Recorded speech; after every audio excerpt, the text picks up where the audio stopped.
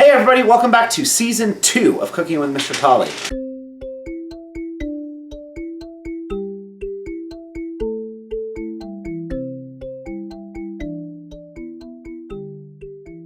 I know what you're thinking. It's been a long time since we've done one of these. Well, that's what happens when people in your household are, I don't know, going to grad school and things get a little bit complicated and busy, especially when you got 2 kids. So I haven't been able to do one of these in a bit, but I have time now and I'm able to come back. And I'm coming back for 2 main reasons. 1, I miss doing this. This is a lot of fun. I enjoy doing these with you and for you. And 2, slightly selfishly, I am currently in an online competition to win something called Favorite Chef. If I win Favorite Chef, I get a chance to cook with one of my favorite chefs, Carla Hall. I get a feature in a magazine, but more importantly, I get $25,000, which my plan is to use to travel around the world to learn more about music, culture, language, and food of every kid that I can from within my school. Since you guys saw me last, I've been to Guam, Honolulu, and the Marshall Islands to learn about Micronesian culture. I would love to use the money from this competition to go to Zimbabwe and Nepal, as well as other places like Japan and places like that to kind of build in a little bit more cultural competency for me in my practices of teaching. So I thought I'd start us out with a pretty straightforward, pretty easy one, something that you could do at home and something that will, in the long run, save you money. I'm going to teach you how to make my three of my favorite sauces. I'm going to teach you how to make a pesto, nice herby pesto. I'm going to teach you how to make a traditional style Japanese teriyaki sauce, and I'm going to teach you how to make a chocolate sauce. All 3 of those you can buy at the store, but they tend to be a little bit more saturated with sugars and salts and other things that I don't really like in my sauces, and they tend to be a little bit more expensive than if you make them from scratch. So let's get started, and we'll start off with pesto. All right, to make pesto, there's actually not a ton of ingredients in this. You're going to need about 2 ounces of basil, and I actually like to use mint in mine, so I use about 1/4 ounce of mint. All together, that's about 3 cups total herbs. So it's 2.5 cups packed basil and 1/2 cup packed mint. About 1/4 cup of Parmesan, somewhere around 1 ounce. Now I'm going to be honest with you, I don't actually measure this typically. I just kind of make it and eyeball it, but I probably have a little bit over the 1/4 cup packed, the 1 ounce of parm there, but I tend to like a little more parm in mine anyways. If you're trying to be vegan, you can remake this dish using something called nutritional yeast. So nutritional yeast acts as kind of a cheesy flavor into the pasta, or into the pesto. Along with the cheese, you're gonna need about 1.7 ounces, about 1/4 cup of pine nuts. I got regular pine nuts and then toasted them myself. Got a little darker in this case than I wanted, but it's not a huge deal to me. They're not burned. Typically, you can buy them toasted. You can buy them not toasted.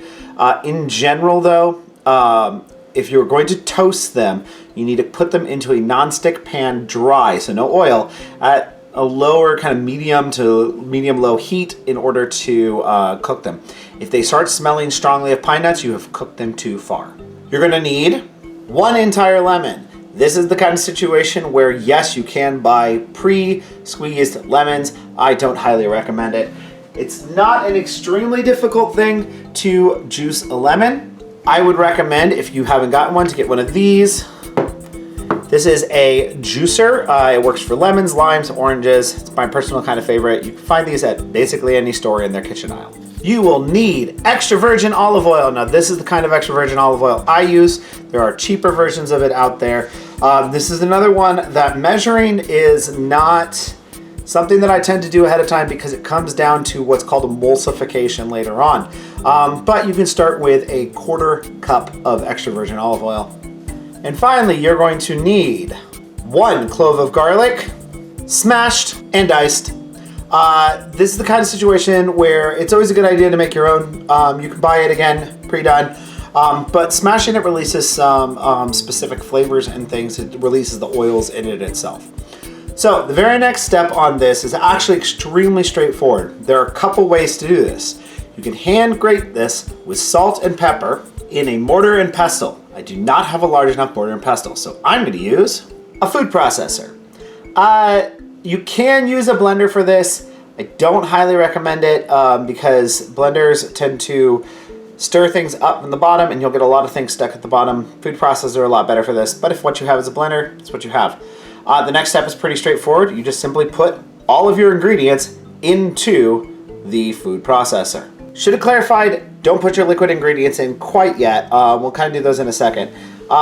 Once you've got your dry ingredients in there, you will add some salt for good measure. Always a good idea to add salt things. It's a flavor enhancer, as well as a few grinds of fresh pepper. Now, if you don't have a pepper grinder, just kind of pinch in a little bit of pepper. This is one of those things that it's a seasoner, not a flavor profile you necessarily want to highlight. So just put in as much as you'd like. Okay, at this point, we're gonna finish setting up our whole food processor and we're gonna start adding in our liquid ingredients. All right, so I got my food processor set up and I'm gonna start adding in my liquid ingredients. So I'm going to cut my lemon in half and I'm going to just juice in that lemon juice into here itself.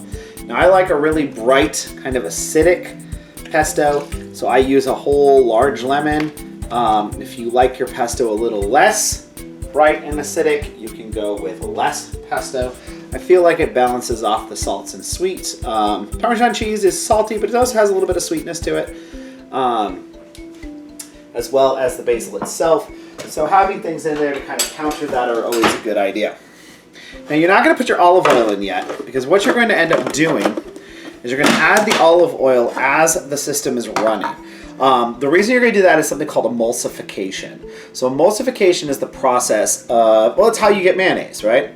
So you spin a liquid and a fat together, and the fat kind of suspends itself within the water of that liquid, and it creates a fluffiness that's kind of like a mayonnaise. Now, this is not an aioli. You don't have the binding proteins of an egg yolk or things like that, which are how you get that whipped consistency of mayonnaise or aioli, but a little bit of emulsification does help your pesto taste better. I'm gonna go ahead and aim my camera down a little bit more so you can see this next process, because what we're gonna do is we are going to chop up everything in there, kind of fine, using the pulse setting on here. Put my hand on top to cover it because I'm leaving this off for now because I need it off. I'm just gonna pulse this a couple of times. There you go. You can see I've already broken it up into smaller bits. Now I am going to let this run, and as I let it run, I am going to drizzle in my olive oil.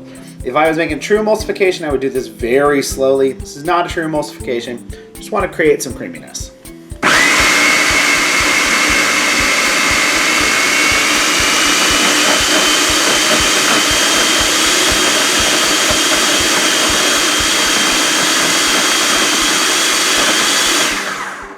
Now, typically you can actually do this without needing this next step. I am going to scrape down the sides of it because it's stuck a little bit up here with some pine nuts. I don't want to lose any of that flavor. So I'm going to scrape this down and in, and I'm going to let it run. But I've added at this point, I believe, enough olive oil, and I'm going to kind of go from there. This is the touch and feel part of making this sauce, is you want to make sure that it is the consistency that you want it to be. So I'm going to go ahead and blend this up a little bit more.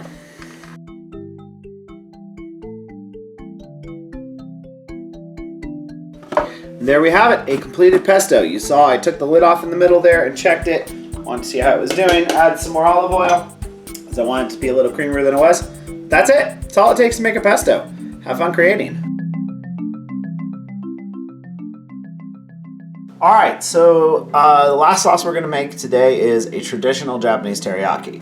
Now here's the thing about a lot of Japanese sauces, is they all tend to have similar bases, which is effectively soy sauce, mirin, and sake in different levels, with or without sugar. So I'm gonna go with a really basic teriyaki recipe, which is equal parts sake, soy sauce, mirin, and half part sugar. So I wanna make quite a bit of this because I like to have it sitting around the house. So I'm gonna make 1 cup of soy sauce. I have a lot of friends who are gluten intolerant, so I like to use tamari, which is a naturally gluten-free soy sauce. You need equal parts sake, so I'm gonna use 1 cup sake. Now the sake looks a weird color, that's because I just poured it into the thing that has soy sauce, because at the end of the day, it doesn't actually matter. Now, the sake that I use is this one. You can find it in pretty much every grocery store, at least in Spokane where I live. It is not the best sake in the world, but it's also not the worst. You should never cook with anything that you would not be willing to eat or drink on its own. Next up is mirin. Once again, equal parts, so this is 1 cup mirin. So again, that was 1 cup soy sauce, 1 cup sake, 1 cup mirin. I would recommend, if you can, go get the mirin at an Asian store. They tend to be pretty expensive if you don't, and the stuff at the Asian stores tend to be very good. All that mirin is really is just a rice cooking wine. So used in a lot of Asian dishes. You should have it around if you want to cook Asian food. Finally, the last ingredient you need is 1/2 part sugar. I'm using plain sugar. You can use more or less of this. If you want a sweeter, use more. If you want less sweet, use less. You need to have some sugar, as it does create a caramelization effect, which thickens up the sauce as the water comes out of it. I like this 2:1 ratio. So 2 parts of the other to 1 part of this, or 1 cup of the liquids to 1/2 cup of sugar. It just makes it pretty simple and straightforward. And I kid you not, that's pretty much it. You get everything together into a pot, and then you're going to mix it just a little bit, kind of get things distributed about. But then all you're going to do at this point is cook it on the stove top. So let's go over to the stove. So this next bit is a bit about feel. You're going to kind of cook this until you think it's ready. The only thing you have to do is you have to dissolve all those sugars. So you're going to stir as you go to get that sugar dissolved. But really, it's up to what you want from your soy sauce. Your teriyaki sauce. If you're looking for something that is very thick, that can be used as glazes and things like that, you can cook out a ton of this water. I actually prefer to have mine a little bit thinner because it becomes a little more generically useful. I can utilize it in making thick glazes by cooking it down a little bit more. I can use it in poke as a thick. I can use it as a dipping sauce. I can spread it on chicken. I'm just a fan of that. Well, that's really where I'm going to leave it, because at this point, all I'm going to do is set this up till it boils. I'm going to boil it down to the consistency I want. The consistency, again, entirely up to you. It just depends on what you want to utilize it for. Mine's going to be a little thinner than probably most of you would want. And really, watching me stir a pot full of teriyaki sauce is not that fun to watch. Alright, so this one's really straightforward. It's equal parts sugar and cocoa powder and water. And then what you do at the end is you add a little bit of vanilla extract and like a pinch of salt. So the salt helps intensify all the flavors of the chocolate, makes it really nice. So I want to make a lot because I'm going to be using it for a lot of things. So I'm going to start off with 1 whole cup of sugar, 1 cup of unsweetened cocoa powder. I'm using a dark cocoa powder, but it's kind of up to you what you want to use. And just a cup of water. Alright, so now that you've got your cup of sugar, your cup of cocoa powder, and your cup of water into there, you're just going to add really a pinch of salt to this. It doesn't take a lot. It just kind of, as I said, it enhances the flavor. And then you're going to take it over to the oven. So now that you got it on the stovetop, it's really a matter of just kind of putting it all together. So you're going to whisk. Use a whisk for this part because it works best, honestly. So you're going to whisk all this together until you get a nice, good consistency on the inside. You want all of that cocoa powder mixed into the process, like so. And really, it's just a little bit of waiting time. You're basically going to let it sit until it just starts to boil. Now, the longer you boil it, the thicker your initial sauce is going to be. So I'm always a fan of less boiling. To have a thinner sauce to start off with, and then you can always heat it up from there if you need a little thicker. I like using mine for coffees, so that's what I got. So you can see there, I'm all nicely mixed together. Don't have any more of those chocolate lumps in there. So I'm just going to let that heat up until it boils. Alright, so you can just see it's starting to boil right here on the edge. It's a little thicker than I actually wanted it. You'll get a little bit of burning because of the heat, especially if you got a gas stove like I do. So at this point, what you want to do, you want to take your vanilla. Now I make my own vanilla. which is not hard to do. You simply soak a vanilla pod in something like vodka. Not for you kids. But you add a little bit of this in here, and you'll see it bubbles up. That tells you that you got the right temperatures. Your sugars are all cooked down. Now this is extremely hot. This is not something you should be touching, period, because it will burn you real bad. I would let it sit, pull it off the heat, set it somewhere to sit, and cool down. And there you have it, a nice old chocolate sauce. All right, and that's really it. Those are the 3 sauces. If you're wondering why I'm wearing a different shirt, it's because it took 3 days to make this video. That's 1 day per sauce. Not because they're hard, but because, frankly, I had the end of school and I didn't have time to do it all.